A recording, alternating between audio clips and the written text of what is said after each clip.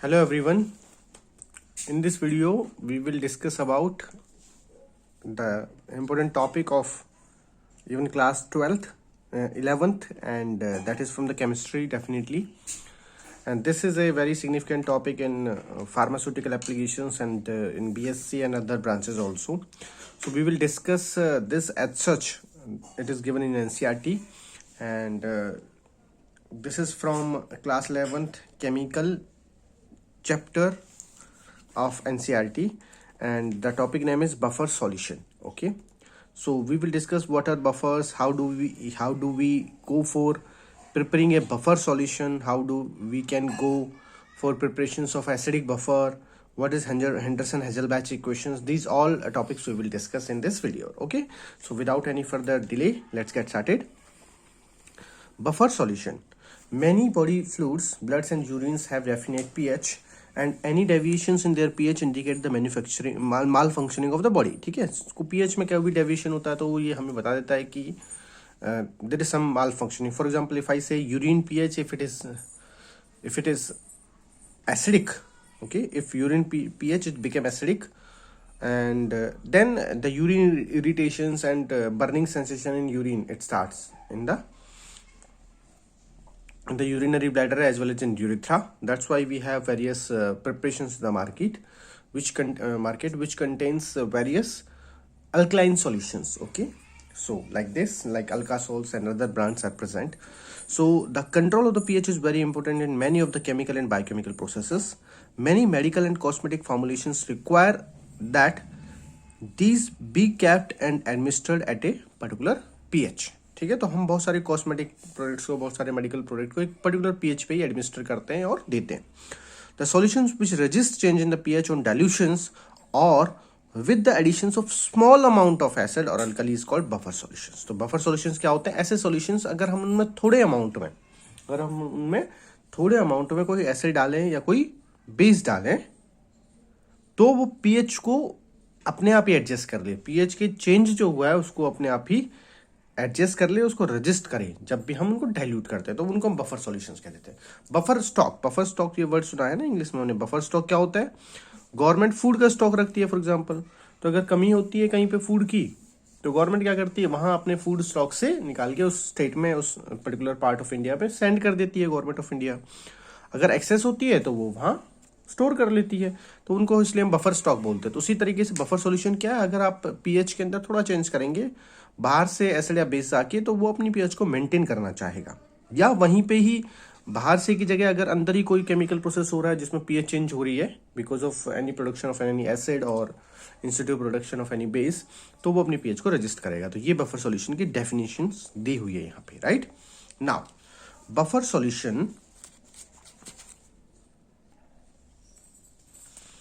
buffer solution of non-pH can be prepared from the knowledge of the pK of the acid and the pKb of the base by controlling the ratio of the salt and acid or base, acid, salt और base.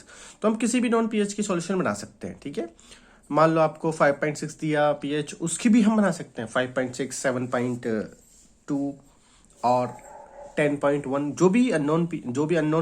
जो भी non pH आपके पास है उसी pH पे आप लेके आ सकते हो by adding of suitable acid और बेस इन दैट. वो डिपेंड करता है कितनी पीएच बनानी है आपको, और salt also be add in that same process. A mixture of acetic acid and sodium acetate act as a buffer solutions around the pH of 4.75. ठीक है, एसिटिक एसिड CH3COH और सोडियम एसिटेट CH3CONA. तो इन दोनों का mixture buffer की तरह काम करता है. कितने पीएच पे? 4.75 पीएच के around. And a mixture of ammonium chloride and ammonium hydroxide act as a buffer around the pH of 9.25. ठीक है, तो एसिडिक पीएच एक दे दी है, एक बेसिक पीएच दे दिया और एक एग्जांपल दे दिया बफर सॉल्यूशन का. तो अगर सीधा क्वेश्चन आपके स्कूलिंग तक बोर्ड एग्जाम में आता है कि what is a buffer solution, give example, तो these two example you can mention all over the definition. Okay, then second, buffer के बारे में हम हायर क्लासेस में पढ़ते हैं, तो बेसिक तो यहीं से ही है. डिजाइनिंग बफर सॉल्यूशंस, किस तरह हम डिजाइन करते हैं. Knowledge of pK, pKb and equilibrium constant helps us to prepare the buffer solutions of known pH. Let us now see how we can do this. Preparation of acidic buffer. Acidic buffer हम कैसे prepare करते हैं? To prepare a buffer solutions of acidic pH we use weak acids and its salt formed with strong base.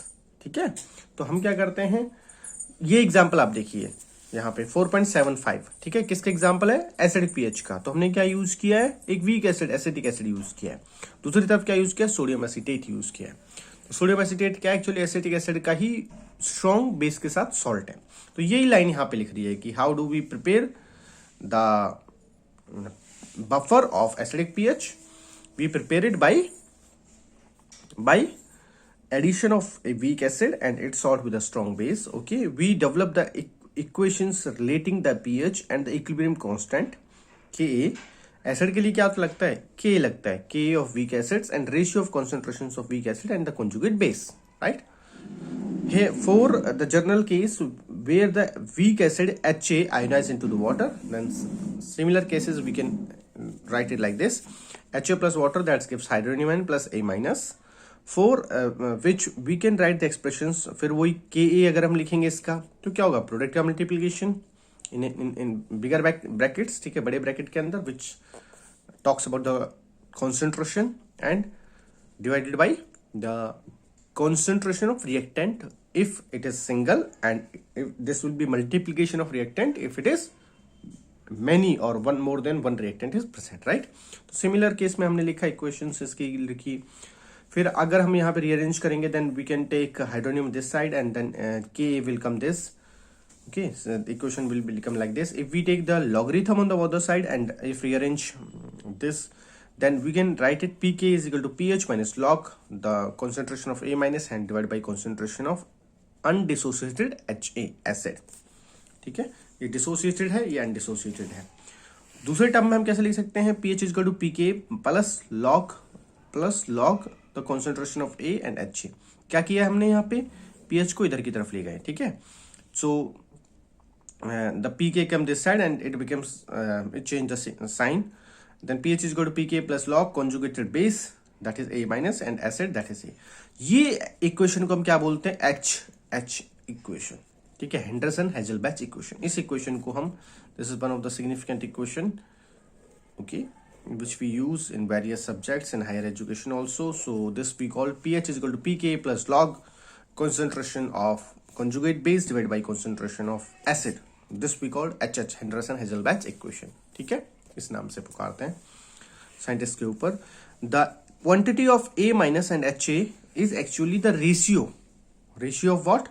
The ratio of concentration of conjugate base to the acid. ठीक है, and to the acid that is actually present in the mixture. तो ये हम कहाँ से निकालते हैं? ये हम रेशियो दोनों का लेते हैं। किस का? एनाइन जो कंजुगेट बेस प्रेजेंट है और एसिड के अंदर जो प्रेजेंट है उसका मिक्सचर, उसका हम रेशियो निकालते हैं। तो वहां से हम इसको ऑब्टेन करते हैं। Next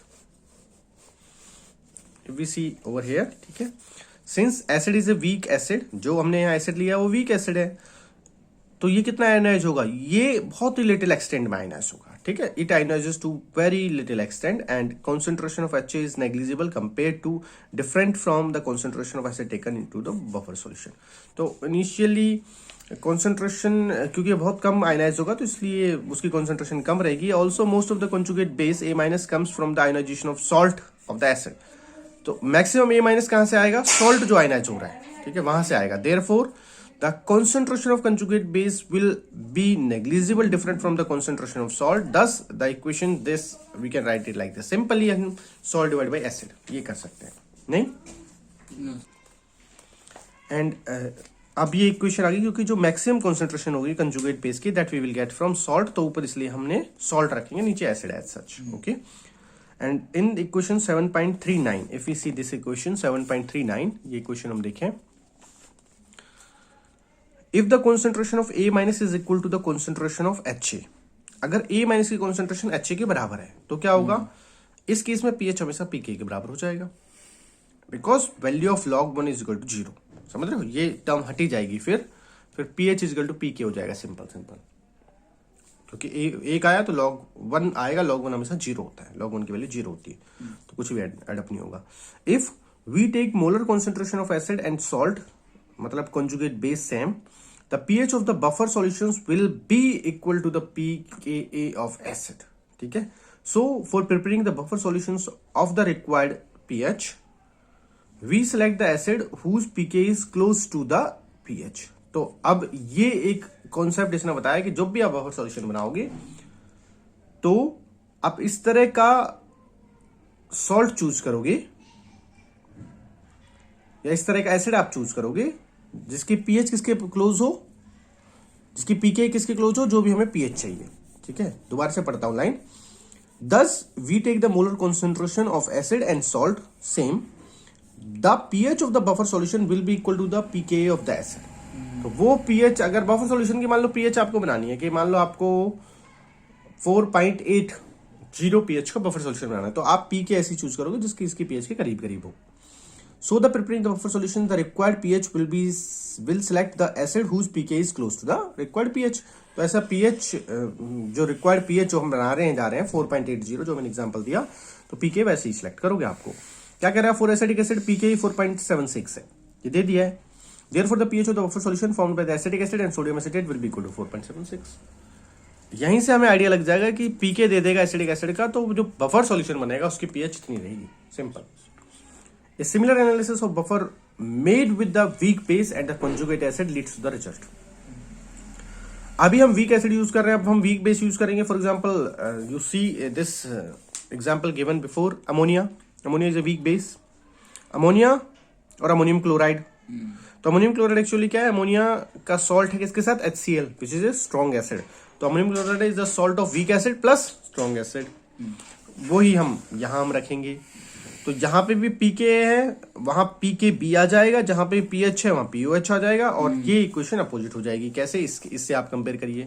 we can say POH is equal to pKb plus log concentration of conjugate acid divide by base, concentration of base. ये आपको POH दे देगा. ठीक है. pH of the buffer solutions can be calculated by using the equations pH plus POH is equal to 14. अब आपको पता ही है अगर आपको बफर सॉल्यूशन की pH बनानी है तो pH प्लस POH मिला के 14 तक बैठती है, 14 तक बैठती है. ठीक है. तो आप इस इक्वेशन से भी pH और POH कहीं भी कैलकुलेट कर सकते हो. We know that pH plus POH is equal to pKw.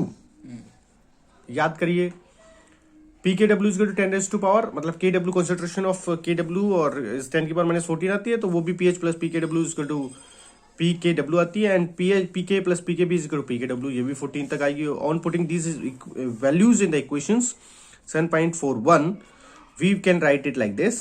इस तरह हम लिख सकते हैं. ये किस लिए आप क्यों लिख रहे हैं इतना कॉम्प्लिकेटेड, क्योंकि हमें न्यूमेरिकल सॉल्व करने में हेल्प करेगा. ठीक है. pKw minus pH is equal to pKw minus pK plus log concentration of conjugate acid and divided by base. ये सेम दे रखा है. क्या किया है, POH को हमने क्या लिखा है, pKw माइनस PH. pKb को क्या लिखा है, pKw minus pKa. Because we have two things over here. मैं इफ आई राइट यहां पे pH plus POH is equal to pKw. तो अगर ये है, ठीक है, ये था तो सिंपली मैं इसके लिए क्या लिखूंगा, OH is equal to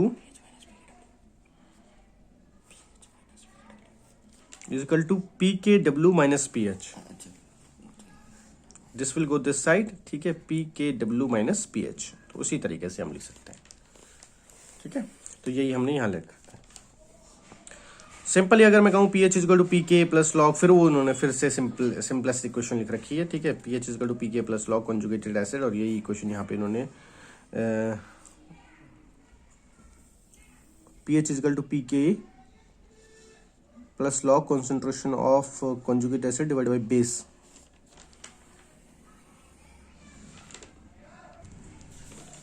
So this equation we will get like this. pH is equal to pK plus log concentration of conjugate acid divided by base. कैसी?